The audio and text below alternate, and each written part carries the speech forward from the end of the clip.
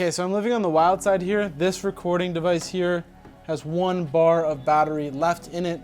I have my actual photography settings that I use when shooting real estate houses, as well as 1, 2, 3, 4, 5, 6, 7, 8, 9, 10, 11, 12, 13, 14, 15 tips as a real estate photographer that you need to know while at a shoot. So with that being said, guys, I hope you guys are going to enjoy this video. If you do, remember to subscribe to the channel. If you are new, like the video, share it around on Facebook, let it get some exposure so other photographers share it in some photography group pages so they learn how to shoot better photography so they can be making more money. There's lots of money out there, guys. Not everybody is from the same city, so everybody can make their own money while doing this, and that's why I'm so okay with shooting these videos.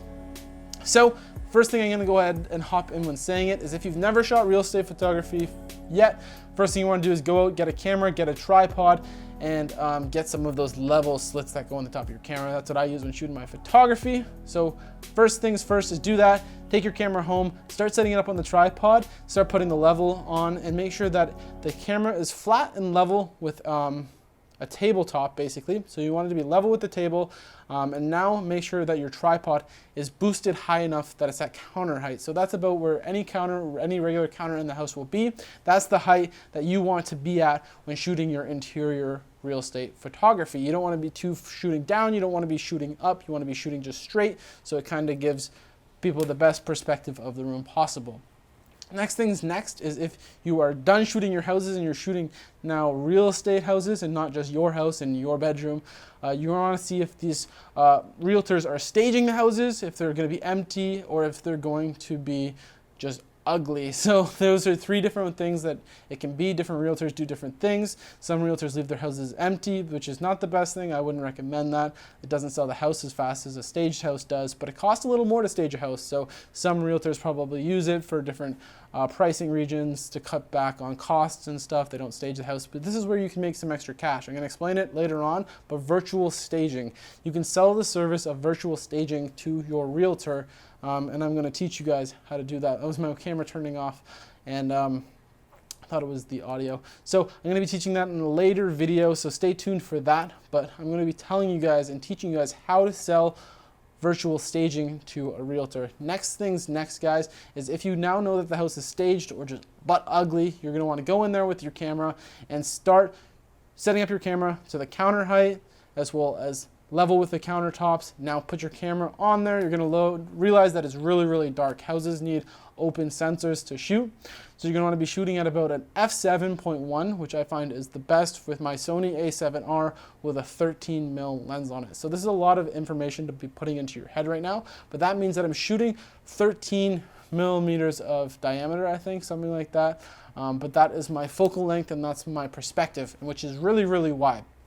So you're going to want to work with your f-stop to make sure that the metering mode is far enough for that. So if you're shooting at a higher f-stop like f7.1, it'll be capturing the details a little further back. So a room, for example, which is 10 meters long, it's not going to pick it all up at f2.8. That's the openest, widest focal length. That's too much. You want to be halfway in between, so I set my f-stop to f7.1. This might not be bright enough for you guys, but you're going to use other settings to compensate for that. Now I'm going to bump my ISO to about 400 to 800, depending on how dark or how bright the room is, and I'm going to play with that number there. And you're going to now notice that the photo is really, really bright. That depends on if your camera is fully on manual mode. You're going to want to have your shutter speed set to about 1/8 or 1/13 or 1/13 over 8. But 110 area is perfect. You're going to want to take one in each region. See what you like best. Start moving the camera around. See what looks the best. And now, right before you're ready to take this shot now, sit here for 2 to 3 minutes and stare. See what there is around the camera, around the countertop, around the kitchen, around the basement, around the living room, around the shot that shouldn't be there. Maybe that toy that's on the chair from the kid that they left behind when they left to leave the house vacant for you to shoot. They forgot a bottle on the counter. Move that bottle, move the little things that are super hard to edit out, but super easy to fix just before the photo is taken. So make sure any coat's not there. Make sure every pillow has been puffed up and pinched. This is a lot of perfectionism, and that's the key to running your own business. So if you can be a perfectionist and take really, really nice shots with all of this done for each one, I swear it gets easier. It gets easier as you go on. You want to make sure that these rooms look picture perfect. You're going to want to snap up these rooms, and you're going to want about 20 to 40 pictures per listing. 20 depending on if it's a small house, 40 to 60 if it's a larger house, and I know I said 20 to 40 and then 40 to 60. If it's a master house, you can shoot 60 photos and have more on Facebook than you can have on realtor.ca. These are things that you guys won't know because you haven't really shot yet, but these are the things, that insider knowledge I have that I'm giving to you guys completely free. Subscribe to the channel if you are new and you didn't know that. But you can have 20 to 60 photos, and you can base your prices based upon what you're shooting and how much you're shooting and what you're giving them. So I would say you should be shooting 20 to 60 photos, and you should be spending about 3 hours at each property. Shooting and snapping up these photos. You can make more money selling video, but this isn't the videography video. This is just the photography video. So I'll teach you guys how to do that in another video, but let me just let you know that you can be making double what you're making now just with photography, and you can kind of do the math once I tell you how much you can be charging for the photography field. So now that you're in the house, you snapped up those 40, 60 photos that look perfect. I'm not done teaching you guys how to do it. You can sell them.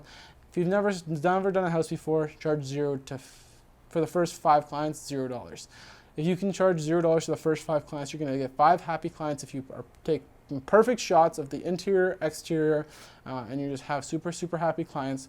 They're getting free things. They're going to come back. They're going to make you money. And I know that you might be broke and you might not have the value of it is not as high shooting for free, but I swear it's going to convert a ton more than anything unless you make your own social media content, and most people don't. Only 1 in 100 do, and then that 1 in 100 is the 1 in 100 that gets picked to shoot the houses. So you guys are going to want to make sure you guys are focusing hard, perfecting your shots, and pushing yourself online properly. So once you are charging, you can be charging from 0 to 5 clients, $0. Get your 5 houses to put in your portfolio so you can be showing different clients what you can do. Start posting them on Instagram, build an Instagram page with this stuff. Next, once you are at 5 to 10 clients, you can start charging $199 to $250 depending where you live and what your money's worth there. That's the bottom base rate. That's about $10 a photo. That's about $10 an hour, $20 an hour. It's not really worth anybody's time, but it is to build the clientele. 5 to 10, 5 to 15, $250, $200, $500. Not that much money. You're not making much money, but you're finally making money in that industry. Once you get to 10 to 20 clients, that's when you bump it up to $5.99, $7.99, $8.99. Start playing with your numbers, seeing where people will pay for what you can provide for them. This is the key thing. You're selling your own value basically. So if you're taking shitty photos, you're only going to make that $250, $500. But if you can perfect your photos and your photography, you could be making the $5.99 to $17.99 per photography shoot. And I'm just talking photography. If you can add in videography, you could be making double and more than half of the money that you're making now. So that's another thing you guys should really check out. Subscribe if you don't know anything about that. I'm going to be doing a video in the next coming week on that. But focus on your photography, get that skill down. Some other things I have jotted down here was tripod level. Make sure that the bubble is equal. So in each one of the tripods, there'll be a bubble. Make sure that your bubble is in the middle of that bubble. If you guys know anything about woodworking and stuff, you know how to use a level. Make sure that your tripod is level. Sit the camera on there. Make sure there's that countertop height and the camera is now level on the tripod. Other things, 4 corner shots of each house. So remember, when you're taking a house shot, you're gonna wanna take every corner of the house. There's 4 corners in a house in each room. So take 4 perspectives of each shot. Also highlight things in the kitchen. If there's like a island that's a bit higher, raise your camera up, take that shot just so you can have it. We have no TV, no fan. So if there's a TV in the room that's on, turn it off. It just helps it make it look nicer. You can superimpose things later if that's what they want, but never in post-production. Turn the fan off because you can't fix that either. Once the fan's off, it looks great. Fold the toilet paper into a cross. It makes the bathrooms just look a little more staged and a little cleaner. Now we have Google staged homes. If you've never seen a staged home, Google it and then you can mimic the look. So you can make sure that different things are on the couches. So like bring your own blankets that you can throw on the couches to brighten up the photos, make them look nicer. Remove different things. Make sure you ask before putting the blankets on the couches though, because some realtors will be like, where the fuck did that blanket come from? So check about that one.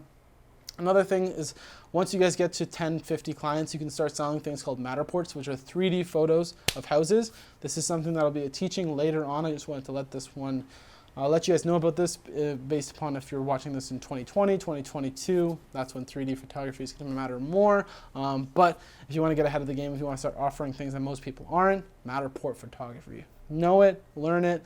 It's really, really simple to do. You can have any 360 camera and start shooting that and offering it to your clients. Other thing, I was saying to offer the virtual staging. This is done through online providers. You can charge that price with a little bit more on top because they think you're doing it and you're going to provide really great stuff. Box Brownie Edit, so that's a place you can get your photos edited if you don't know how to edit real estate photos that well, and if you want to practice for your first 10, 15 shoots, perfect your editing while you're paying somebody else a little piece of the portion. I think it's like $1 to $2 a photo, and you're getting really well edited photos for real estate. Instagram influencers, sell your real estate agents, influencers, post their photos on there. It'll get them a ton of likes. It'll get them a ton of views on their page. It gives them good brand awareness. It makes their Instagram accounts look bigger. Therefore, more people want to work with them because they feel like they're working with an influential agent. I'm using a 13 to 16 mil full shot, so that means for any houses on the interior, I'm going to be shooting at 13 to 16 millimeters, and then a 24 to 70 for any feature shots. So that means like stovetop stuff, anything that's on the countertops, on the TV stands, anything that I want to highlight. I'm going to snap up with that. Maybe the sink if it has a cool faucet. So I call those the hot shots, and that's the 24 to 70 lens, and the 13 mil to 16 mil for shooting full photography. Anyways, that's my 15 tips on real estate photography. Remember to keep your eyes peeled for those real estate videography tips, as well as the Matterport and the virtual staging, Box Brownie. All of these different things are going to come in more tutorials in the future. So subscribe if you are a real estate photographer or a real estate videographer, or anybody who just wants to make money online. That's it. Hope you guys enjoyed this video. Drop a like if you are new around to the channel. See you guys in the next video, but until then, peace out.